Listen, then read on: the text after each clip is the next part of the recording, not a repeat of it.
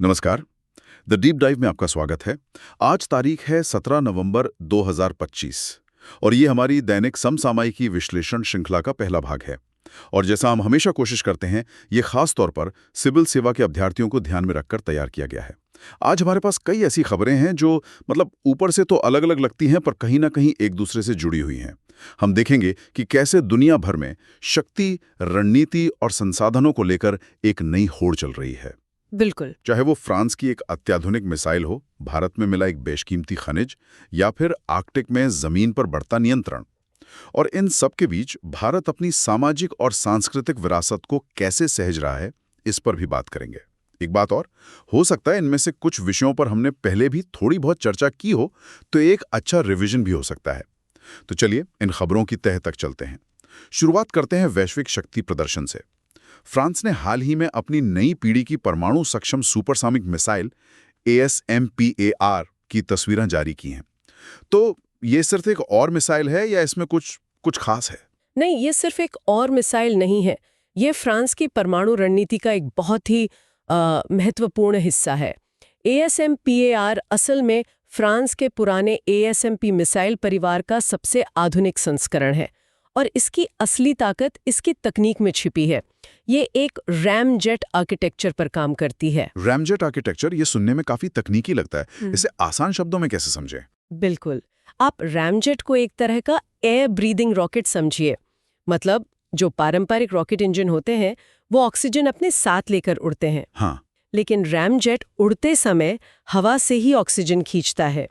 इससे ये हल्का हो जाता है और मैक 3 यानी आवाज की गति से 3 गुना ज्यादा रफ्तार पर लगातार उड़ सकता है। 3 गुना ज्यादा? जी, और इसकी मारक क्षमता भी लगभग 600 किलोमीटर है।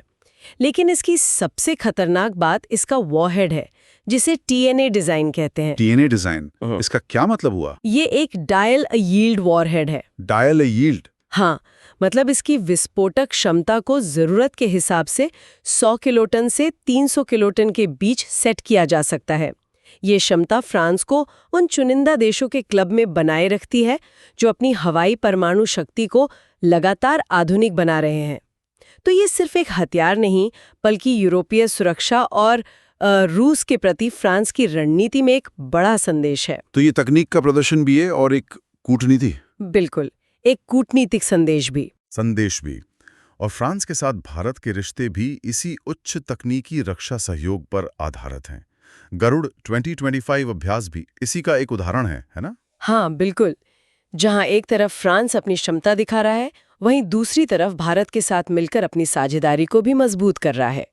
गरुड़ 25 ये भारतीय वायुसेना और फ्रांसीसी वायु एवं अंतरिक्ष बल के बीच का 8वां द्विपक्षीय हवाई अभ्यास है। अच्छा, ये इस बार फ्रांस में हो रहा है? जी, ये इस बार फ्रांस के मॉन्ट डी मासन में हो रहा है। इसमें भारत की तरफ से सू-30 माकी, C-70 ग्लोब मास्टर और IL-78 जैसे विमान हिस्सा ले रहे हैं। इसका मुख्य उद्देश्य तो यही है कि एक दूसरे की रणनीति को समझें और साथ मिलकर काम करने की क्षमता को बेहतर बनाएं। और गरुड़ अकेला अभ्यास तो है नहीं, है ना? फ्रांस के साथ हमारे सैन्य संबंधों की जड़ें काफी गहरी हैं। सही कहा, ये तो एक पूरी श्रृंखला का हिस्सा है। हम नौसेना के साथ वरुण और थल सेना के साथ शक्ति अभ्यास भी करते हैं। ये दिखाता है कि भारत और फ्रांस के बीच रक्षा संबंध कितने व्यापक और बहुस्तरीय हैं, जो हिंद प्रशांत क्षेत्र में स्थिरता के लिए भी बहुत महत्वपूर्ण है। बिल्कुल। तो सैन्य शक्ति एक पहलू है, लेकिन आधुनिक दौर की शक्ति का एक और बड़ा स्रोत है महत्वपूर्ण संसाधन। और इसी से जुड़ी एक बड़ी खबर भारत से आ रही है। बात हो रही है टंगस्टन की। हाँ, हाल ही में हिंदुस्तान जिंक लिमिटेड को आंध्र प्रदेश में टंगस्टन के खनन और अन्वेषण का लाइसेंस मिला है। और ये एक बहुत बड़ी बात है। मतलब भारत सरकार ने टंगस्टन को एक महत्वपूर्ण खनिज यानी क्रिटिकल मिनरल के रूप में वर्गीकृत किया है। अच्छा? इसका कारण है इसके असाधारण गुण। सभी धातुओं में इसका गलनांक मतलब मेल्टिंग पॉइंट सबसे अधिक है, 3410 डिग्री सेल्सियस। और इसका इस्तेमाल कहाँ होता है? इसे इतना रणनीतिक क्यों माना जाता है? और आपने महत्वपूर्ण खनिज का जिक्र किया, तो इसमें कहीं ना कहीं चीन का एंगल भी होगा?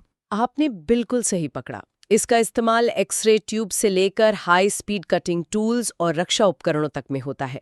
और आपकी बात बिल्कुल सही है, अभी तक चीन टंगस्टन का सबसे बड़ा वैश्विक उत्पादक रहा है। दुनिया के लगभग 80% टंगस्टन पर चीन का नियंत्रण है। 80%? जी। ऐसे में आंध्र प्रदेश में यह खोज भारत के लिए आत्मनिर्भरता की दिशा में एक बहुत बड़ा कदम है। ये चीन पर हमारी निर्भरता को कम करेगा और हमारी सप्लाई चेन को सुरक्षित बनाएगा। तो ये मेक इन इंडिया और हमारी राष्ट्रीय सुरक्षा दोनों के लिए अच्छी खबर है। बिल्कुल। तो ये तो हुई जमीन के नीचे के खजाने की बात, लेकिन एक और जगह है जहां संसाधनों और जमीन को लेकर दुनिया की बड़ी ताकतों में खींचतान चल रही है, वो है आर्कटिक। इसी से जुड़ी खबर ग्रीनलैंड से आ रही है। ये सुनने में एक छोटा सा बदलाव लग सकता है, लेकिन इसके पीछे की वजह बहुत बड़ी है। ग्रीनलैंड, जैसा कि हम जानते हैं, दुनिया का सबसे बड़ा द्वीप है। भौगोलिक रूप से तो ये उत्तरी अमेरिका का हिस्सा है, लेकिन राजनीतिक रूप से डेनमार्क का एक स्वायत्त प्रांत है। लेकिन अब ऐसा कानून लाने की जरूरत क्यों पड़ी? आर्कटिक में ऐसा क्या बदल रहा है? बदल ये रहा है कि ग्लोबल वार्मिंग की वजह से आर्कटिक की बर्फ तेजी से पिघल रही है।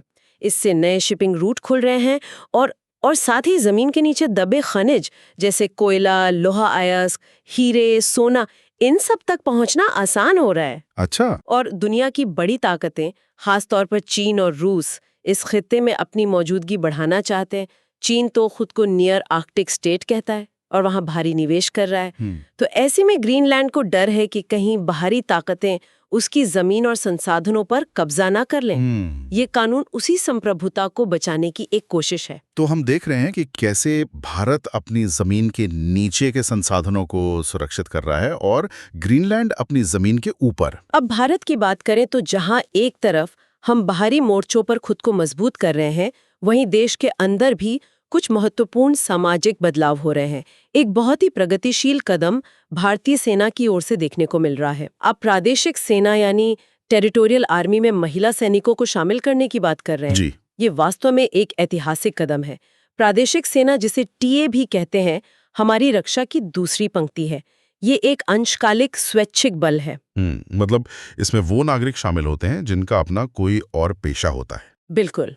और वो देश की रक्षा में भी योगदान देना चाहते हैं। ये एक दिलचस्प मॉडल है, लेकिन एक सवाल मन में आता है। आज के आधुनिक युद्ध के दौर में, जहां विशेषज्ञता इतनी जरूरी है, क्या एक अंशकालिक सेना उतनी ही प्रभावी हो सकती है? ये बहुत अच्छा सवाल है। देखिए, टीए का काम नियमित सेना को स्थैतिक कर्तव्यों से मुक्त करना है और आपदा के समय नागरिक प्रशासन की मदद करना। वो एक तरह से सहायक बल के रूप में काम करते हैं। और जहां तक महिलाओं को शामिल करने की बात है, ये सिर्फ लैंगिक समानता का मामला नहीं है। अच्छा। हाँ, इससे सेना को एक बहुत बड़ा और विविध टैलेंट पूल मिलेगा। महिलाएं पहले से ही अधिकारी के तौर पर टीए का हिस्सा रही हैं, लेकिन अब उन्हें सैनिक के तौर पर भी शामिल किया जाएगा। ये सेना को समाज का बेहतर प्रतिबिंब बनाएगा। समाज के प्रतिबिंब की बात चली है तो चलिए सेना के इस अनुशासित माहौल से थोड़ा केरल की शांत झीलों की ओर चलते हैं। वहां इंसान और प्रकृति के बीच एक अद्भुत सहयोग देखने को मिलता है। अष्टमुड़ी झील में डॉल्फिन और मछुआरों के बीच एक अनोखा रिश्ता है। ये वाकई एक अद्भुत उदाहरण है। अष्टमुड़ी, जो केरल की दूसरी सबसे बड़ी झील है और एक रामसर स्थल भी, अपनी जैव विविधता के लिए जानी जाती है। यहाँ डॉल्फिन मछलियों के झुंड को मछुआरों के जाल की तरफ हाँक देती हैं और बदले में उन्हें भी अपना हिस्सा मिलता है। वाह, ये तो कमाल है। ये एक अनकहा, सदियों पुराना समझौता है जिस पर अब शोध हो रहा है। इस झील का जिक्र तो 14वीं सदी में मोरक्को के यात्री इब्न बतूता ने भी किया था। और ये प्रकृति के साथ सह अस्तित्व का अकेला उदाहरण नहीं है। हमारे पास चेकर कीलबैक सांप से जुड़ी भी एक खबर है। हाँ, असम में चेकर कीलबैक सांप में अल्बिनिज्म यानी रंगहीनता का पहला मामला देखा गया है। ये एक विषहीन पानी का सांप है जो हमारे पारिस्थितिकी तंत्र का एक जरूरी हिस्सा है। और इसी से जुड़ा इंसानी संस्कृति का संरक्षण, मणिपुर से मरम नागा जनजाति की भी खबर है। जी, केंद्र सरकार ने मणिपुर में मरम नागा जनजाति के विकास और सांस्कृतिक संरक्षण के लिए जन मन योजना के तहत 9 करोड़ रुपए मंजूर किए हैं। ये जनजाति अपनी अनूठी परंपराओं के लिए जानी जाती है, जैसे मांगकांग त्योहार, जो महिलाओं के सम्मान में मनाया जाता है। तो एक तरफ प्रकृति के अनूठे रूपों का संरक्षण और दूसरी तरफ इंसानी संस्कृति का। इसी संस्कृति की एक और मिसाल है वृंदावनी वस्त्र, जिसे वापस लाने की कोशिश हो रही है। हाँ, वृंदावनी वस्त्र असम की बुनाई कला का एक अद्भुत नमूना है। ये लगभग 400 साल पुराना रेशमी कपड़ा है जिस पर भगवान कृष्ण की लीलाओं को बुना गया है। इसे लैम्पोज नामक एक बहुत ही जटिल तकनीक से बनाया गया था। मतलब ये अभी ब्रिटिश संग्रहालय में है। जी, ये कपड़ा किसी तरह ब्रिटिश संग्रहालय पहुंच गया था और अब इसे वापस लाने की प्रक्रिया शुरू हुई है। ये हमारी सांस्कृतिक धरोहर को वापस पाने का एक महत्वपूर्ण प्रयास है। लेकिन जहां हम जीवन, संस्कृति और प्रकृति को सहेजने की बात कर रहे हैं, वहीं एक खबर हमें याद दिलाती है कि सब कुछ कितना नाजुक है। इथियोपिया में मारबर्ग वायरस का पहला प्रकोप दर्ज हुआ है। ये एक बेहद गंभीर और चिंताजनक खबर है। मारबर्ग एक रक्तस्रावी बुखार है जो एबोला वायरस के परिवार का ही है और इसकी मृत्यु दर बहुत ज्यादा है, कभी-कभी 88% तक। 88%। जी, ये रूसेटस एजिप्सिकस नामक फल चमगादड़ से इंसानों में फैलता है और फिर एक इंसान से दूसरे इंसान में। इसका कोई इलाज या टीका उपलब्ध नहीं है। ये हमें याद दिलाता है कि स्वास्थ्य सुरक्षा एक वैश्विक चुनौती है। किसी एक देश में फैला वायरस पूरी दुनिया के लिए खतरा बन सकता है। बिल्कुल। तो आज हमने वैश्विक रणनीति के बड़े दांव-पेंच देखे, फ्रांस की मिसाइल से लेकर ग्रीनलैंड की जमीन तक। हमने भारत की बढ़ती आत्मनिर्भरता की कहानी देखी, चाहे वो टंगस्टन का खनन हो या हमारी सेना में हो रहे प्रगतिशील बदलाव। और साथ ही हमने संस्कृति और प्रकृति के उस नाजुक धागे को भी महसूस किया जो हमें आपस में जोड़ता है। और यहाँ मैं एक विचार छोड़ जाती हूँ। वृंदावनी वस्त्र की कहानी एक महत्वपूर्ण सवाल उठाती है। एक वैश्वीकृत दुनिया में किसी सांस्कृतिक कलाकृति का असली घर कहाँ है? क्या ये एक विश्व स्तरीय संग्रहालय में है जहाँ ये दुनिया भर के लोगों के लिए सुलभ हो, या फिर ये उस समुदाय के पास होनी चाहिए जहां इसे बनाया गया था और जहां आज भी इसका गहरा आध्यात्मिक और सांस्कृतिक अर्थ है? ये सोचने वाली बात है। इस पर विचार करने लायक है। एकदम सही। और इसी विचार के साथ आज की चर्चा समाप्त करते हैं। हमें उम्मीद है कि इन विषयों को इस तरह से जोड़ने से आपको अपनी सिविल सेवा की तैयारी के लिए एक नई दृष्टि मिली होगी। अगर ये विश्लेषण आपको पसंद आया तो लाइक और सब्सक्राइब करना ना भूलें। कल फिर मिलेंगे इसके दूसरे भाग के साथ।